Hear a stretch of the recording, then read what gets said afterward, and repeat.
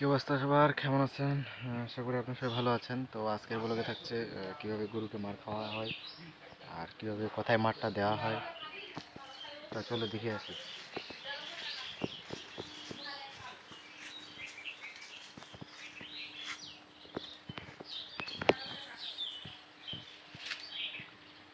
এটা এই যে পোনাটা দেখতে পাচ্ছেন,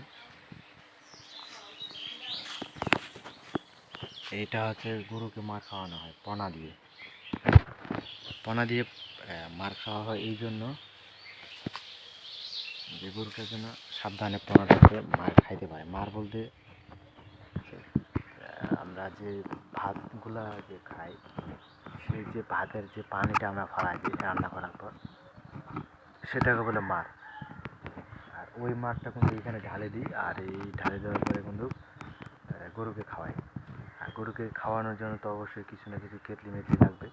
তাই কেটলি ব্যবহার না করে আমরা কিন্তু এই পোনার মধ্যে মানে দিয়ে এখানে আমরা গরুকে খাওয়াই। তো মূলত ছিল এই আজকের ভিডিও। এখনও কিন্তু শেষ হয় না, ভিডিওটা অনেক বড় হবে, ভিডিওটা কাটবেন না আপনারা। তো এই যে পোনাটি দেখতে পাচ্ছেন, এখানে পানি ছিল আর কি, এখন কিন্তু পানি নেই। তো পোনাতে কিন্তু আমি বসে পড়লাম অতপর, অনেকক্ষণ ধরে দাঁড়ায় থাকলাম। পোনাতে বসাও যাবে, আসলে এটা খুব হার্ডি, এটা সিমেন্ট দিয়ে তৈরি হয়েছে। দেখেন আমার পিছনে দিয়ে দেখতে পানি, এটা আছে গরুর খাবার।